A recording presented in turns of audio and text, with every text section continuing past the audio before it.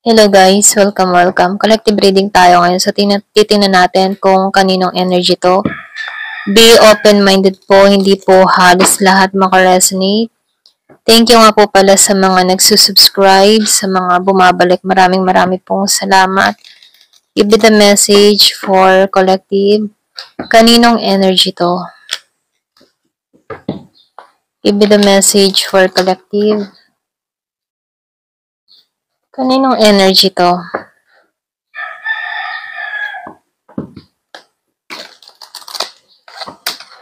Give me the message for collective. Kaninong energy to?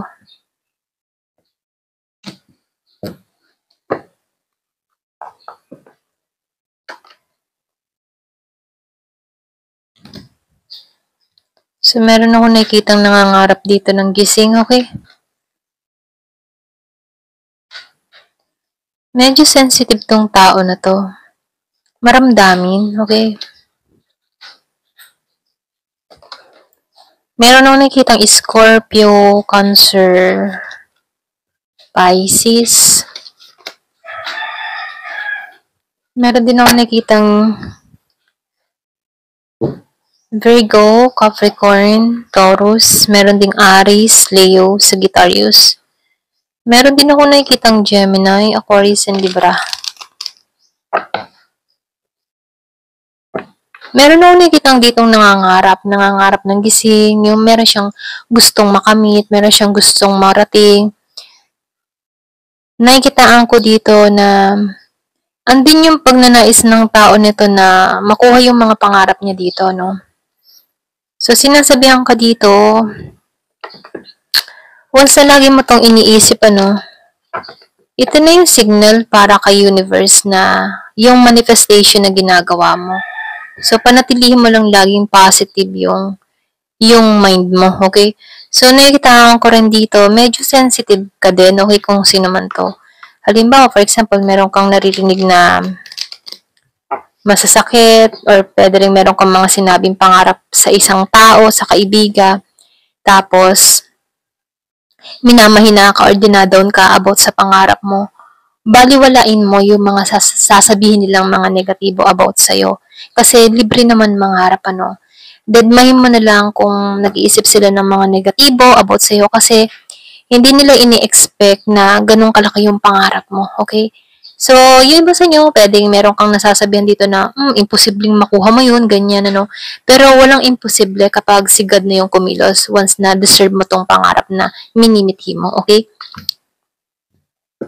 So, nakikitaan ko din dito, yung iba sa inyo, meron kang kadiling dito na tao na pareho kayo ng respeto sa isa't isa. Andun yung pagkakaintindi-intindihan nyo, yung nagkakaunawaan kayo. So, nakikitaan ko dito, pareho kayong nagmamahalan dito. Yung iba sa inyo, meron kang kadiling dito na Scorpio, Cancer, and Pisces. So, nakikitaan ko dito yung chemistry nyo.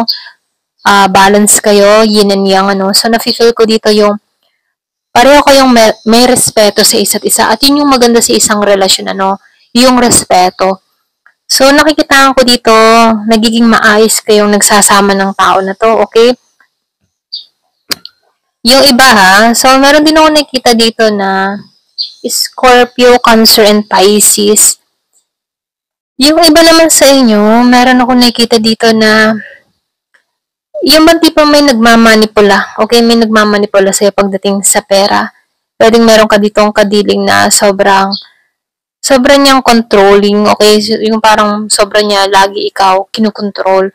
Maging sa mga bibilhin mo or sa mga decision mo, very controlling, Siya yung tipong nagpapasya sa buhay mo. So, nafe-feel mo dito wala kang kalayaan kasi siya yung laging nasusunod kahit gusto mo yung mga bagay na to. Siya yung pilit na nasusunod dito. So, nafe-feel ko dito, may time na ikaw, feeling mo wala ka ng desisyon para sa sarili mo, okay? Ito lang nakikita ko dito, So, dito, yung iba naman sa inyo, nakikitaan ko dito na meron ditong tao na mapagbigay, okay? Mapagbigay, or pwede rin ikaw, masyado ka mapagbigay dito, Kaya, ikaw na lang lagi yung kinokontrol nito kasi sobra kang mapagbigay. Hindi ka humihindi sa tao na to once na meron siyang hinihiling sa'yo. So, nafe-feel ko dito yung iba sa inyo matagumpay na tao. Likas lang sa'yo mapagbigay, no? Kasi, sinishare mo lang yung blessing na dumarating sa'yo. Kasi, likas dito na sobra kang mabuti or mapagbigay ka, hindi ka madamot sa iyong kapwa. Hanggat kaya mo ditong magbigay, nag-aabot ka. Kaya dito, no, nagiging kang blessed dito dahil sa ganun mong katangian. Kumbaga, nakikitaan ko dito, the more na nagbibigay ka, the more din to nagre-reflect sa'yo yung balik, okay, na ibinibigay mo. Sinusuklian ka din dito ng doble-doble. Yung iba sa inyo, very generous, okay? Kumbaga, yung pagiging mo generous, ang gantimpala din sa'yo dito ay madami, okay? So, nakikitaan ko din dito, yung iba naman sa inyo, yung bang tipo na meron kang mga tinatago sa nakaraan, meron kang mga experience sa nakaraan na tinatago mo, okay? Hindi ka masaya sa napili mo, no? Pero dito, mas pinipili mo to dahil ito lang yung gusto mo, okay? Ito lang yung nakikita ko, no? So, kung ano man yung mga tinatago mo dito, meron kang mga nililihim dito about sa past mo. Pwedeng gusto mo na tong kalimutan, yung mga bad experience mo sa nakaraan na hindi ka naging masaya. Kasi gusto mo nang makalaya dito. Pwedeng yung iba sa inyo inabuso, or pwede rin yung kabataan mo, sobrang hirap yung sitwasyon mo. So, meron kang ganong sitwasyon na tinatago, okay?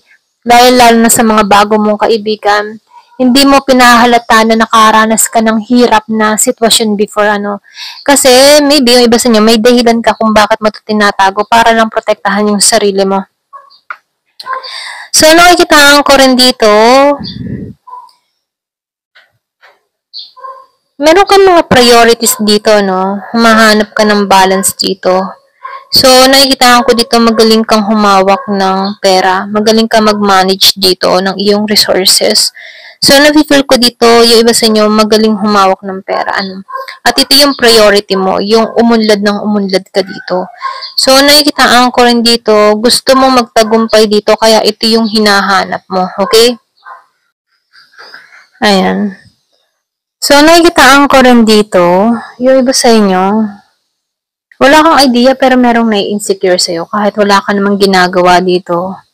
May mga tao dito na pilit nai-insecure sa'yo dahil sa mga katangian mo, dahil sa mga kakayahan mo, or dahil sa mga achievement mo. So, nafe-feel ko dito na itong tao na to, wala tong transformation na nangyayari sa kanya dito, at ang nakikita niya dito ay yung mga kinikilos mo, okay? Sa mga nangyayari sa'yo. So, nakikitaan ko dito na nag-observe ito palagi sa'yo. So, meron ako nakikitang Scorpio, Cancer, and Pisces. So, nakikitaan ko rin dito, meron din ditong Gemini, Aquarius, and Libra. Meron ako nakikitang nagpapabaya dito, okay? Nag-iisip siya dito, na-stress siya dito. Hindi makatulog. Wala siyang pahinga dito, pwedeng maraming gumugulo sa isipan niya dito na kung saan ito yung laging sumasagi sa kanyang isipan, ano. So, lumalabas dito, meron ditong tao na napapabayaan na rin yung sarili niya dahil sa mga isipin niya sa buhay.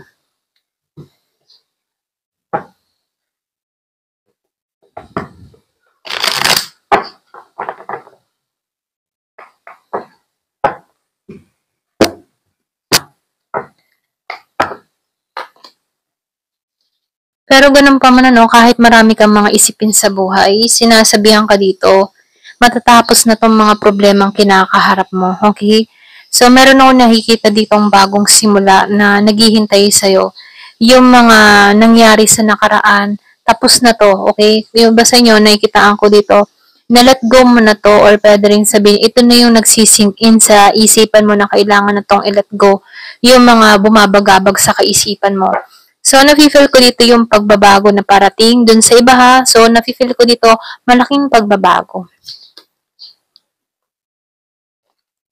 So, nakikitaan ko rin dito, yung iba sa inyo, meron dito mangyayari sa'yo, okay? Andun yung sigla.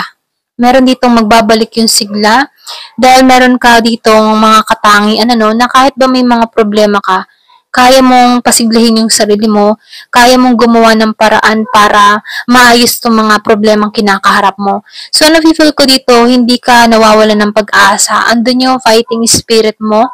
So, nakikitaan ko dito, nakatuon ka sa mga positibong pananaw sa buhay na kahit nakakaraos ka dito ng or kahit nakakaranas yan, kahit nakakaranas ka dito ng mga pagsubok nakikitaan ko dito na andun yung positive mindset mo na malalampasan mo to, okay? So, nakikitaan ko rin dito yung iba sa inyo, natututunan mong humindi, okay? Yung iba sa inyo kasi nakikitaan ko dito very, giver ka mabait ka, hindi ka, once na meron sa iyong humingi ng tulong, bigay mo agad, kahit wala ka din dito, bigay mo pa rin kung ano yung meron ka. So, lumalabas din dito, nakikitaan ko dito, mamamanage mo ang sarili mo dito, at nakikitaan ko dito na matututunan mong humindi, okay? So, nakikitaan ko dito makakapag-put ka ng boundary para sa sarili mo. So, nakikitaan ko rin dito na malalampasan mo tong mga dumadating sa buhay mo, maging sa mga responsibilidad mo sa buhay mo, nakikitaan ko dito na malalampasan mo to. So, meron ka ditong The Chariot, So, lumalabas din dito, hawak mo na or may control ka na sa sitwasyon. So, nakikitaan ko dito, malaki yung pagbabago na magaganap sa'yo kung ano man yung mga pinagdaanan mo sa nakaraan. Ito yung nagpapatibay sa'yo ngayon, okay? So, nagbabago yung mindset mo, nagiging ka dito ang matalino sa desisyon mo. So, lumalabas din dito, may direction ka na, alam mo na yung nais mo, alam mo na yung gusto mo mangyari sa buhay mo. So, nakikitaan ko rin dito, meron kang control sa sitwasyon, meron kang kakayahan. So, nakikita ko dito yung katatagan mo, meron kang kumpiyansa sa sarili mo, Kasi dito, lumalabas dito sa nakaraan, ang dami mong mga pagsubok na dumadaan sa buhay mo, na kung saan, nakaramdam ka din dito ng stress or pwede rin sabihin, nakaramdam ka dito na hindi ka makatulog, hindi mo alam kung paano re-resolve itong mga problemang nararanasan mo. So, lumalabas dito, meron ditong parating na bagong simula na kung saan, dito may direksyon na yung buhay mo or may direction na dito, may direction ka nang susundin, okay? So, nafe-feel ko din dito yung tagumpay mo, okay? Kasi ikaw naranasan mo ditong masaktan mabigo, masaktan na nakikitaan ko dito dahil sa mga nangyari. Meron ka din dito na yung bang tipo na nasaktan ka dahil may wala sa'yo, pera, pag-ibig, o ano pa man yan, So, nafe-feel ko dito, ito yung mga dahilan kung bakit nasaktan ka dito. Pero ganun pa man, meron trauma kang naranasan or pwede rin sabihin meron ka ding depression kasi meron ako nakikitang hindi nakakatulog, okay? So, lumalabas din dito, dumaan din sa punto na hindi mo naalagaan yung sarili mo. Pero ganun pa man, nakikitaan ko dito yung malaking pagbabago. So, dito, yung iba sa inyo, naapektuhan ka din dito sa mga sabi-sabi, sa mga chismis, mga pandilin lang sa'yo. So, nafe-feel ko dito, may mga tao dito na insecure sa'yo na chinichismis ka dito, okay? So, nakikita ko rin dito, yung iba sa inyo, meron ka dito ang pangyayari sa buhay mo na nawala, okay? Kumaga, feeling mo wala kang direction before, pero ganun pa man, dahil merong pagbabago na parating, andito yung kakayahan mo, okay? Maibabalik mo yung katapangan mo, maibabalik mo yung katatagan mo, na kung saan ito yung nawala before dahil sa mga taong nasa paligid mo, okay? So, nakikita ko rin dito, yung iba sa inyo, nagkamali ka ng mga kaibigan na sinamahan, ito yung nagbaon sa'yo, kung bakit na-stuck ka sa sitwasyon. So, nakikita ko dito, merong mga insecure din sa'yo dahil sa katatagan mo, okay? Kaya lang, hindi din na maiiwasan na may mga tao na abusado, okay? So, yung iba sa inyo, nakikitaan ko dito, meron ditong immature na lalaki sa buhay mo or maging lalaki or babae ko or kung ano pa man yan, sa nakikitaan ko dito, immature tong tao nito. May pag-obsess din to sa'yo, Kumbaga, pagdating dito sa tao nito, bad news ito para sa'yo kasi once na nagme-message to, pulos masasamang balita na lamang ang ibinabato sa'yo, okay? Kumbaga, problema niya, ipinapasa niya din sa'yo. Kumbaga, itong tao nito, kulang sa atensyon. So, nakikitaan ko rin dito, may time na naging pabigla-bigla ka din sa mga desisyon dito dahil sa mga usap-usapan about sa'yo. Meron ako nakikitang ng chichismis sa'yo dito, okay? Yung iba sa inyo, pwedeng napatulan mo rin ito, okay? Pero ganun pa man, nakikitaan ko dito, merong gossip, okay? Merong mga chismis, merong nagmarites, or meron dito gumulo sa sitwasyon mo, okay? Wow. So, lumalabas dito, no, naka-recover ka dito sa mga masasakit na pangyayari sa buhay mo, okay? Meron ditong tao na naglakas loob na alisan na lamang to, hindi na to makakabuti. Mas pinili mong hindi lumaban dito kasi wala namang kwenta kung ipaglalaban mo pa to, okay? So, nakikita ko dito,